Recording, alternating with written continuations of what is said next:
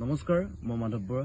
জুবিন দাৰ অনুৰাগী হিচাপে মই দুই এষাৰ কথা ক'বলৈ বিচাৰোঁ।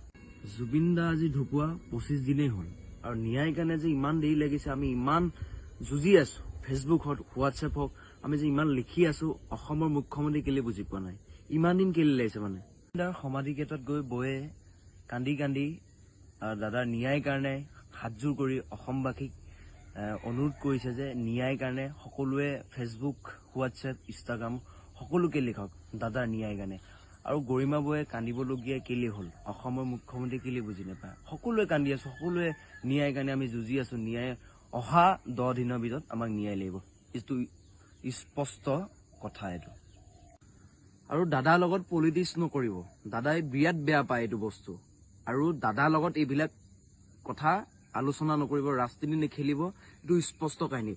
আন কোনো নহয়, এইটো হ'ল জুবিন গাৰ্গ। ৰাজনীতি নেখেলিব দাদাৰ লগত।